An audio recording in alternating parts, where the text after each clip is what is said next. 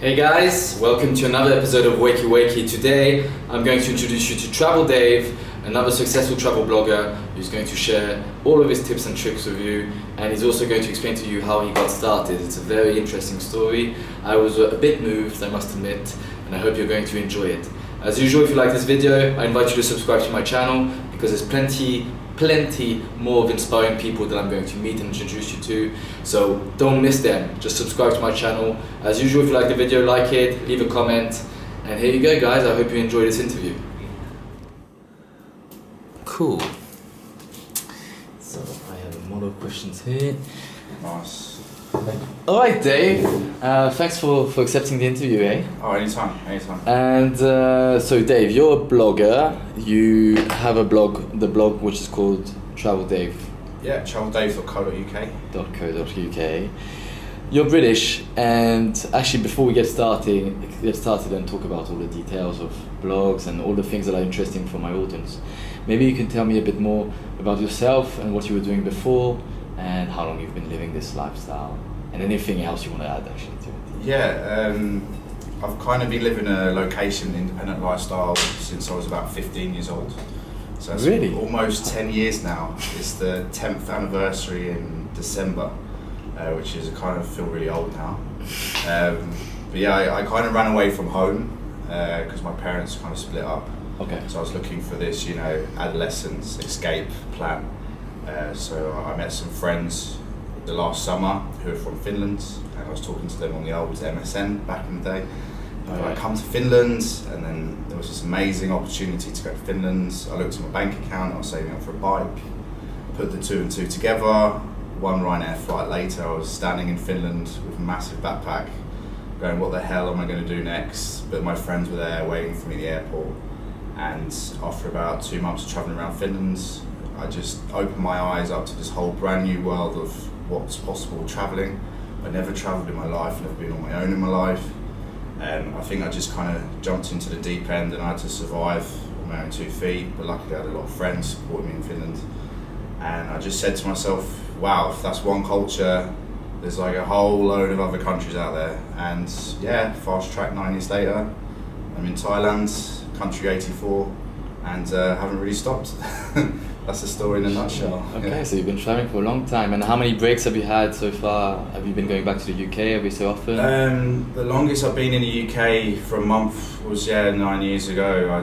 I tend to just go back for holidays for Christmas. Really? I wasn't even back at Christmas this year, so I haven't been back for a very long time. I popped back for my grandma's birthday. That was probably the last time I was in the UK. But I just pretend, I just prefer to live a location, independent lifestyle. I kind of adapt to everywhere I go now so easily. Okay. That London just isn't really appealing anymore. Okay, so you stayed away from the mainstream.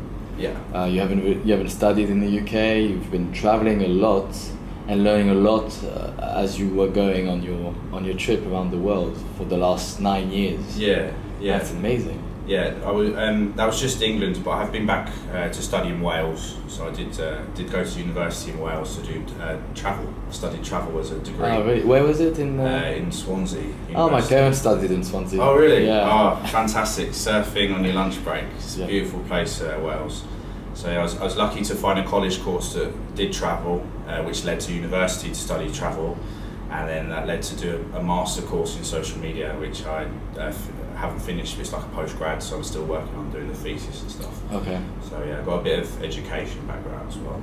Okay, excellent. And that's how I guess traveldave.co.uk came to life at some point on the trip. Yeah, after my antics in Finland, my mum kind of wanted to put a firm grasp on what I was getting up to because I was quite young, which I fully understand. Yeah, of course. So we made this agreement that if I was to keep up to date with her every day with what I was doing, she'd be very happy for me to go out backpacking around Europe for half a year. So my conclusion to that kind of agreement was to start blogging. Blogging was brand new back then. It was just kind of up and coming. No one knew what was going on with it. So I saw that as a way of just keeping my mum up to date. So what was this annoying chore every day, having to type what I was doing to tell my mum what I was getting up to, kind of turned into this amazing interest because people were like, I really want to know what you're doing. And all my friends heard about the blog. The blog started going around my little town, and all my family started reading my blog, and it just started growing. And I didn't understand it because I'd log on. So back in the day, you couldn't even carry a laptop because they were really bulky, very expensive pieces of equipment. You didn't want to go travelling with a laptop, so I'd have to find libraries with 1 hour free internet connection. So I remember going to a library in Tromsø, trying to find an internet connection just to write this blog to keep my mum up to date. Okay. And it had like 50 views, and I couldn't grasp it. I'm like, who's reading this? And even my friends were passing it to my friends, and I just naturally walked into blogging without even thinking about it. And ever since, I just really enjoyed entertaining people, keeping people up to date through words and pictures about what I'm doing, and just giving them a very unique insight to what I get up to. And then 4 years ago, I studied in Finland on an Erasmus exchange, which is a free EU study program. So I got a complete year in Finland for free, paid for, part of my travel course from Wales, so 1 year out. And I met this guy called Miko, who was 28 years old, who'd run 3 businesses, and he was a lecturer at this university. And I just couldn't get my head around it. It was 28 years old, and he was running a business, like all 3 successful businesses already. And he just looked at my blog and he's like, Dave, why are you not turning this into a business? Okay. And I was like, it's a passion. It's what I love doing. I wake up every day, I just love sharing about what I'm getting up to through words and pictures, but how the hell do you turn this into a business? It's a pure passion. And he just, told me from, all the basic steps which every entrepreneur hears, all this, got to work the 1,000 hours, all of this stuff. And I was just like, holy shit, I can turn this into a kind of some kind of income which can support the hobby. And it just naturally led into just turning Travel Dave into this information resource for backpackers on the budget trying to find information. That's pretty much how it happened. Okay. How long did it take you to monetize the blog? Well, 4 years ago, I got my own domain name, my own server. I got my own designer to completely redesign the whole blog because I had a free premium layout, my own logo. It was all a friend who just did my own unique kind of design, make it kind of unique and special. Okay. And then that was the initial investment I made. And I think for maybe 2 years it was just not making any money at all. I was just kind of, still writing all the content, writing all the pictures like I was before for the past years. I didn't really know how to make the natural step. So I joined the Travel Blog Success course, which is a free course online, anyone can find it. Okay. You can post a link in this video. Okay. And it will just tell you basically how to turn your passion of travel blogging into some sort of income. Okay. And it's really helpful, really explains how you can make money through affiliate links, book sales, courses, working with sponsors, working with brands, working with tourism companies. Okay. And good to know. Project building. So it's a great community. There's other people in there which are both professional and amateurs. So it's a nice mixture of people helping out people that need help, people who are already there, and then when you get there yourself and you can help out the new people. So it's a really nice community. Okay. Everyone's great friends in there. So. Okay, excellent. And then did it start picking up after that then? Yeah. So. Okay. The big triggers were definitely SEO. I wasn't even doing any SEO. I was like, look how amazing this is.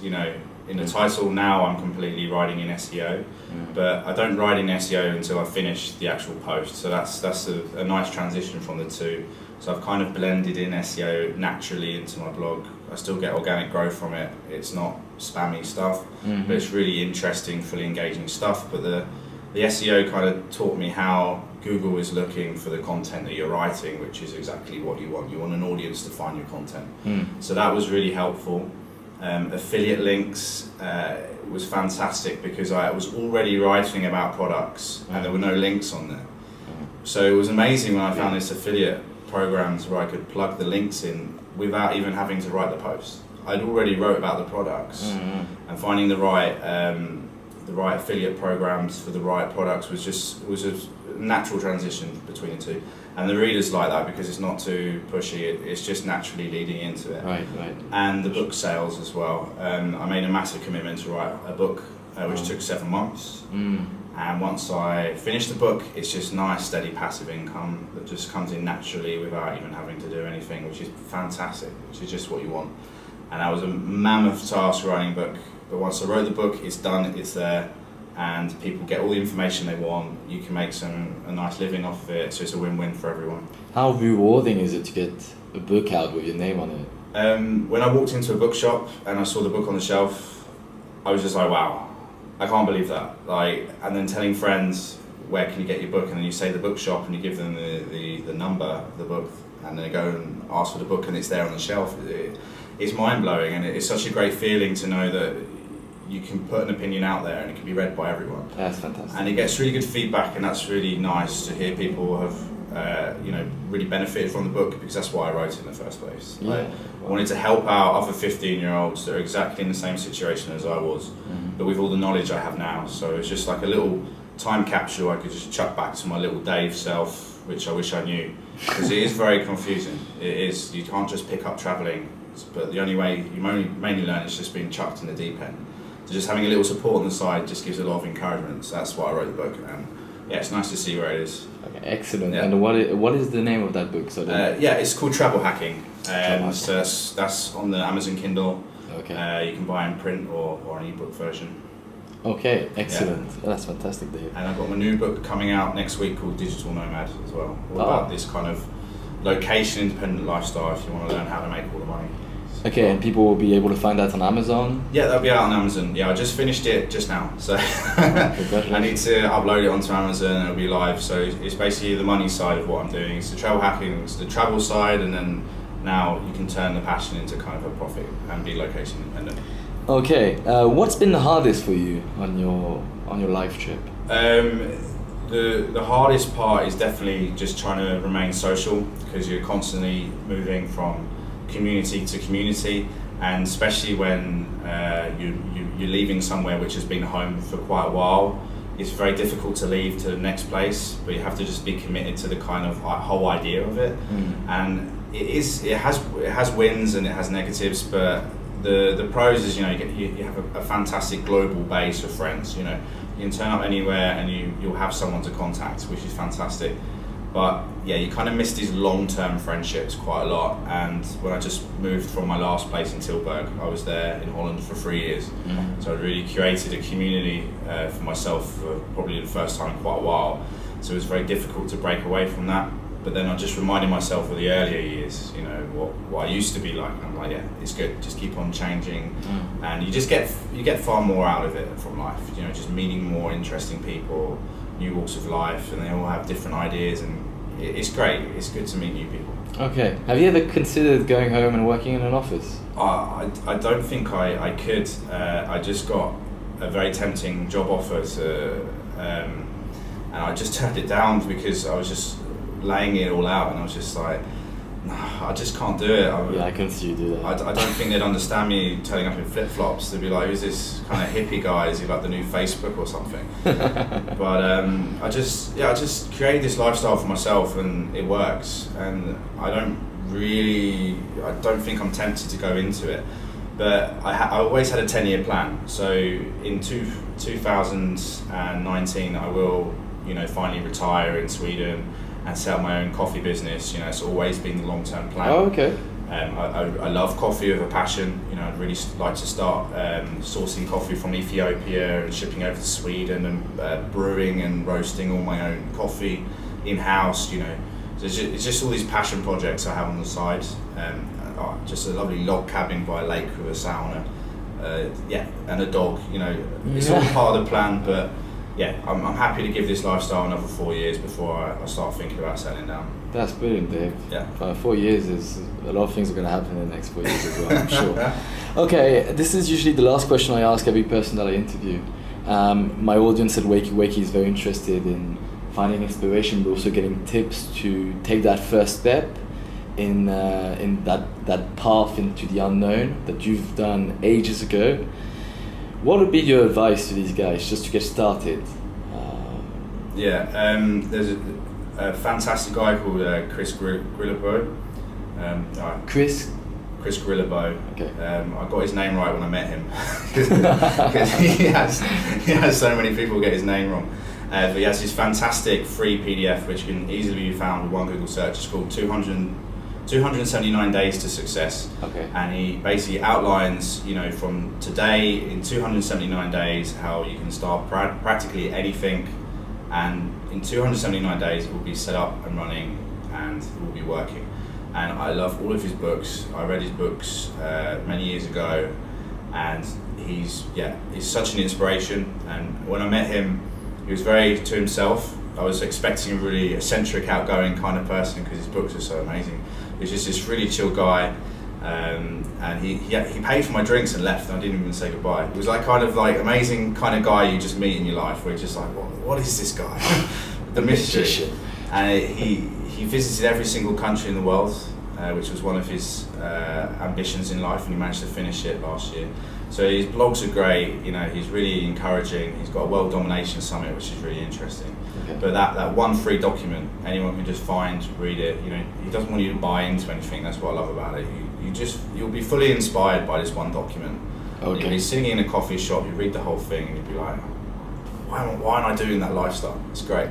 Okay, so just get started by reading that book and find the inspiration in it. Okay, excellent, Dave. The interview is coming to an end. If people in my audience want to contact you, how can they do that? I'm on Twitter every day, unfortunately, one of my habits.